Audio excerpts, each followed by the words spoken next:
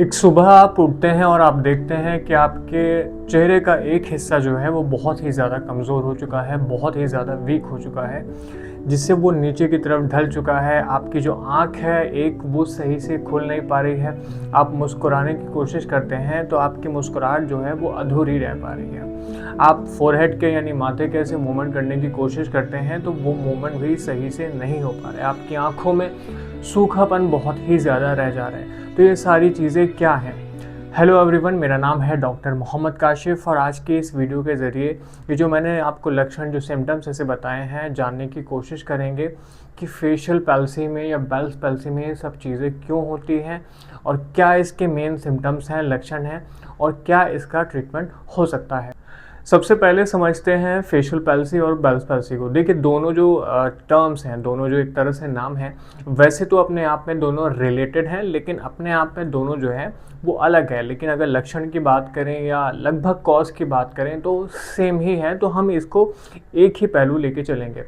तो facial palsy, Bell's palsy में basically क्या होता है कि आपके चेहरे का एक जो हिस्सा है वो बहुत ही ज़्यादा वीक हो जाता है। एक सुबह आप उठे, आपने देखा कि आपके जो चेहरा है उसके चेहरे का बायां हिस्सा या दायां हिस्सा जो है वो नीचे की तरफ ड्रूप हो चुका है। आप कोशिश करते हैं हंसने की तो सही से हंस नहीं पाते, आप आँख खोलने की कोशिश करते हैं तो नहीं ऐसे खोल पाते, मसल जो है वो बहुत ही ज़्यादा वीक हो जाती हैं। तो ये सारे जो सिम्टम्स आएंगे, ये सारी जो ऐसे जो चीज़ें मैंने बताई हैं, ये जब आपको दिखाई देंगे इसका मतलब कि पेशेंट को जो है अगर सडन ऐसे हुआ है, बेल्स पैल्सी हुआ है या अगर बहुत लंबे समय तक ये चीज़ें चली जा रही हैं तो उसको हम जनरल टर्म में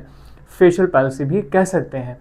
अब यहाँ सबसे बड़ा सवाल पैदा होता है कि सर ये जो कंडीशन डेवलप हो रही है इसका मेन कॉज क्या है। बात अगर हम जो फेशियल पैल्सी है, बेल्स पैल्सी है, उसके कॉज की करें तो मेडिकल लैंग्वेज में हम एक शब्द का इस्तेमाल करते हैं, एक टर्म का इस्तेमाल करते हैं जिसको हम कहते हैं इडियोपैथिक। इसका मतलब ये है कि जितने फेशियल पैल्सी और बेल्स पैल्सी के केसेस हैं उसमें से बहुत सारे केसेस ऐसे होते हैं जिनका कारण, जिनका कॉज जो है वो अपने आप में अननोन होता है। हम 100% श्योरिटी के साथ नहीं कह सकते कि वो किस वजह से हुआ है, लेकिन ज़्यादातर केसेस जो फेशियल पैल्सी के या बेल्स पैल्सी के आते हैं उनमें वायरस एक वजह होता है कि किसी वायरल इन्फेक्शन की वजह से जो आपकी क्रैनियल नर्व है, जो 7th ऐसे क्रैनियल नर्व है, उसमें इन्फेक्शन की वजह से, उसमें इन्फ्लामेशन की वजह से आपके जो चेहरे के ऐसे मूवमेंट है वो ख़राब हो गए, आपके चेहरे की जो ऐसे मसल हैं वो बहुत ही ज़्यादा वीक हो गई। तो इसमें सबसे ज़्यादा जो क्रूशियल ऐसे रोल है, जो मेन ऐसे रोल है,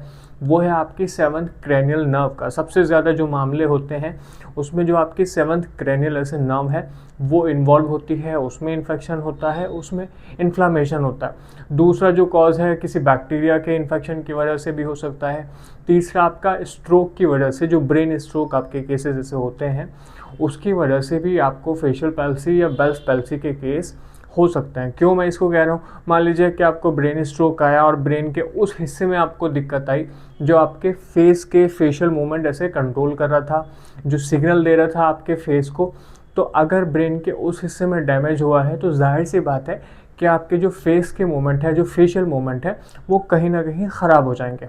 तीसरी वजह हो सकती है, बहुत सारे ऐसे पेशेंट में देखी जाती है, जितने हमारे पास पेशेंट आते हैं, कान का इन्फेक्शन, जिसे हम ओटाइटिस मीडिया भी कहते हैं कि सर कान में इन्फेक्शन था, कान के इन्फेक्शन के बाद में, या कान का इन्फेक्शन जो है बहुत पहले से चला आ रहा था कि कान के इन्फेक्शन के बाद ये नोटिस हुआ, एक सुबह मैं उठा, मैंने देखा कि मेरे चेहरे का एक हिस्सा जो है वो ड्रूप कर गया, एक तरह से पैरालिसिस हो गया। तो कान का इन्फेक्शन, क्योंकि आपकी जो 7th ऐसे क्रेनियल नर्व है, जो नसें हैं, उनके ऊपर एक सूजन कॉज करता है, इन्फ्लामेशन कॉज करता है, तो उसकी वजह से भी आपको बेल्स पैल्सी या फेशियल पैल्सी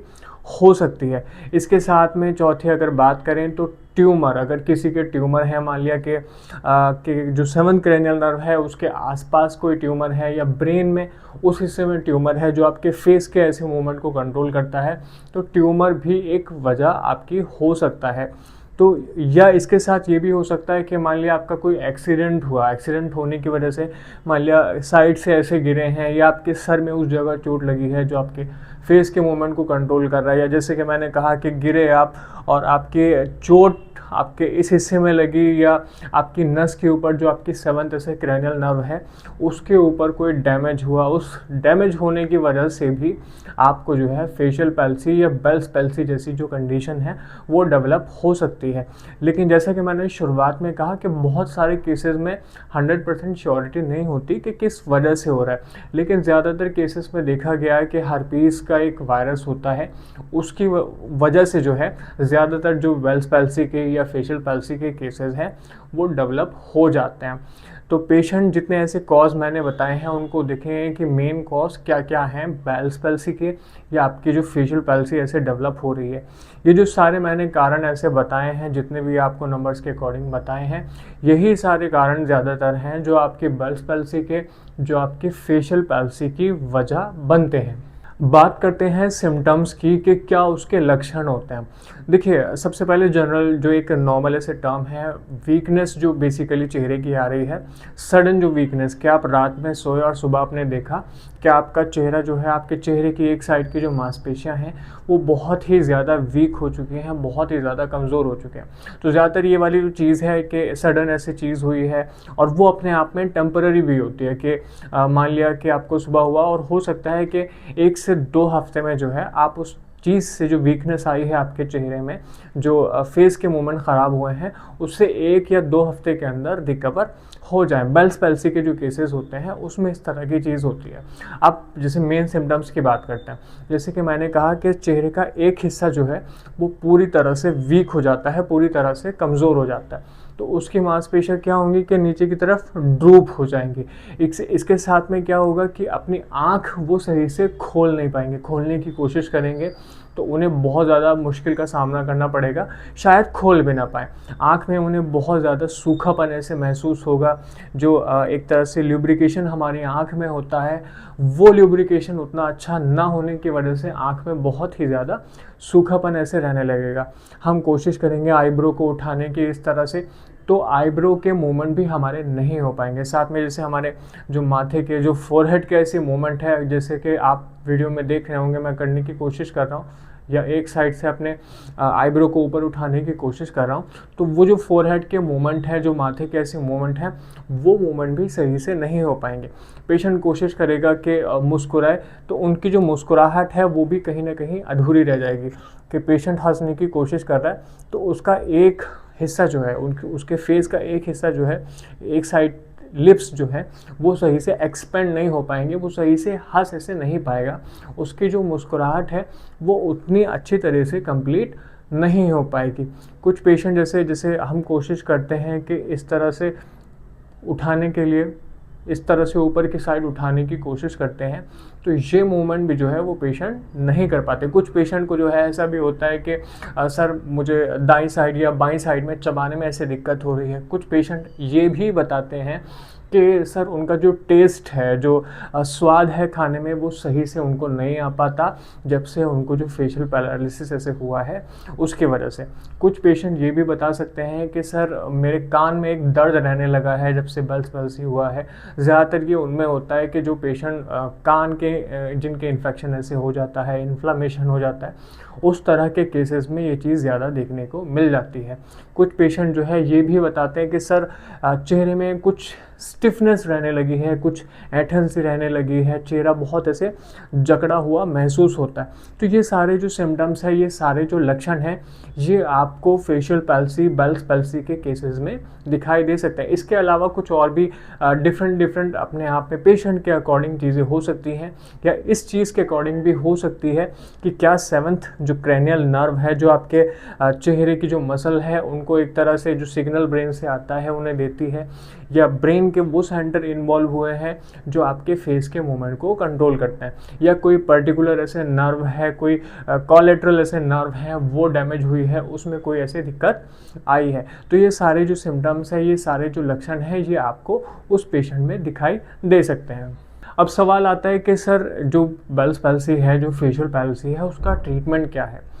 देखिए, ट्रीटमेंट जो है वो इस बात पर ज़्यादा निर्भर करता है कि पेशेंट को किस वजह से ये जो कंडीशन डेवलप हुई है वो किस वजह से हुई है। जो मैंने आपको कॉज बताए हैं, जो वजह बताई हैं, जिन वजहों से जो है बेल्स पैल्सी और फेशियल पैल्सी डेवलप होता है, तो हमें पहले उन वजहों को डायग्नोस, उन वजहों को देखना, एसेस करना ज़रूरी है।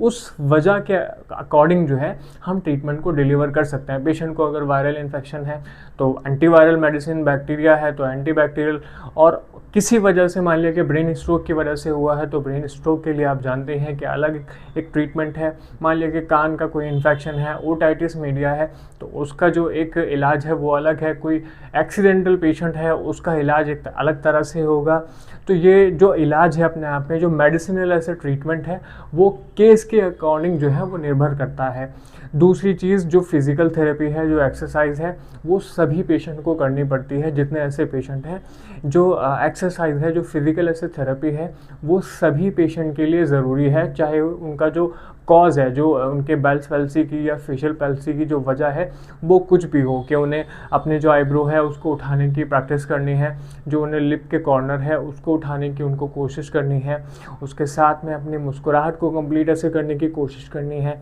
अपने चेहरे के मूवमेंट ऊपर की तरफ करने की कोशिश करनी है। एक अलग वीडियो में बताऊँगा कि जिसमें आपके सारे फेस के मूवमेंट जो है उसकी आपको प्रैक्टिस करवा सकूँ। तो ये जो फिज़िकल थेरेपी है ये बहुत ही ज़्यादा ज़रूरी है, बहुत ही ज़्यादा अहम है आपकी मेडिसिन के साथ में। आप मेडिसिन लेते हैं, बहुत अच्छी बात है, बेशक आपको लेनी भी चाहिए, लेकिन उसके साथ में आपकी फिज़िकल थेरेपी जो है, जो एक्सरसाइज है, वो भी बेहद ज़रूरी है। हम अपने पेशेंट को ट्रीटमेंट ऐसे डिलीवर करते हैं तो हमारा फोकस इस चीज़ पर होता है कि आपको जो एक्सरसाइज है वो प्रॉपरली करनी है, उसका एक अपना रूटीन मेंटेन करना है। बिना एक्सरसाइज किए, बिना फिजिकल ऐसे थेरेपी किए, बिना प्रैक्टिस किए आप अपने फेशियल मूवमेंट जो है उनको रिकवर नहीं कर सकते। आप आँख खोलने की प्रैक्टिस नहीं कर सकते, आप आपकी जो आईब्रो है उसको उठाने के मूवमेंट, उसको उठाने की प्रैक्टिस नहीं कर सकते, आपकी जो मुस्कुराहट है, जो स्माइल है, वो कंप्लीट नहीं होगी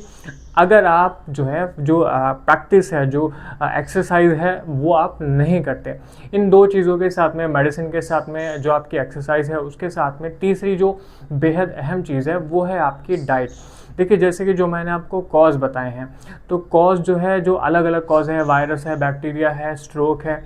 कोई एक्सीडेंट है, तो आपको जो डाइट है थोड़ी सी अलग तरह की लेनी पड़ती है, जो आपकी मदद करे आपकी हीलिंग के लिए। ना कि आपके खाने में वो चीज़ें शामिल हों जो आपके इन्फेक्शन को बढ़ा सकती हैं, जो आपकी सूजन को बढ़ा सकती हैं, जो आपके इन्फ्लामेशन को बढ़ा सकती हैं, या जो आपके रिकवरी टाइम को जो है वो कम कर सकती हैं। तो हम अपने पेशेंट को, जितने ऐसे पेशेंट हैं, उन्हें इस चीज़ के लिए सजेस्ट करते हैं कि आप जो खाना ऐसे लेते हैं उसमें ये सब चीज़ें ऐसी होनी चाहिए। एक अलग वीडियो में ज़रूर मैं बताने की कोशिश करूँगा कि वो क्या क्या चीज़ें, क्या क्या खाना चाहिए, क्या नहीं खाना चाहिए, कि वो सब चीज़ें होनी चाहिए। हम अपने पेशेंट को एक डाइट चार्ट भी इस रिगार्डिंग देते हैं कि आपको ये चीज़ें खानी चाहिए और आपको इन चीज़ों से जो है वो परहेज़ करना चाहिए। तो जितने ऐसे पेशेंट हैं वो अपनी डाइट के ऊपर भी ख़ास ऐसे ध्यान देंगे, ऐसी चीज़ों से परहेज़ करेंगे जो आपकी कंडीशन को ख़राब कर सकती है, वर्स कर सकती है। तो ये जो तीनों चीज़ें हैं, जब आप ट्रीटमेंट अच्छा लेते हैं, मेडिसिन बेसिकली अच्छी लेते हैं, आप एक्सरसाइज करते हैं और आप डाइट अच्छी लेते हैं,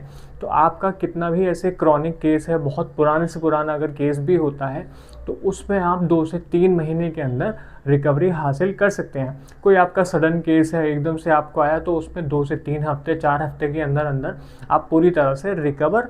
हो सकते हैं। लेकिन बात वही है कि आपको जो चीज़ें हैं, जो मेडिसिन है, जो आपकी एक्सरसाइज है और जो आपका डाइट प्लान है, उसको प्रॉपर्ली आपको फॉलो करना होगा। जब आप इन चीज़ों को फॉलो करते हैं तो आप बहुत ही जल्दी ऐसे रिकवर हो जाते हैं। आज इस वीडियो के ज़रिए जो चीज़ें, जो पॉइंट मैंने समझाए हैं फेशियल पैल्सी, बेल्स पैल्सी को लेके, मैं समझता हूँ कि आपको समझ में आए होंगे। फिर भी कोई सवाल है, पेशेंट का कोई सवाल है, पेशेंट की फैमिली का कोई सवाल है, तो आप नीचे दिए गए नंबर पर हमें कॉल कर सकते हैं, या आपको ट्रीटमेंट के रिगार्डिंग कोई क्वेरी है, या आपको एक्सरसाइज के रिगार्डिंग कोई क्वेरी है, डाइट के रिगार्डिंग कोई क्वेरी है, तो आप नीचे दिए गए नंबर पर हमें कॉल कर सकते हैं। हमारे डॉक्टर्स की टीम, वैदिक आयुर्वेदा की टीम आपके लिए हर समय उपलब्ध है। धन्यवाद।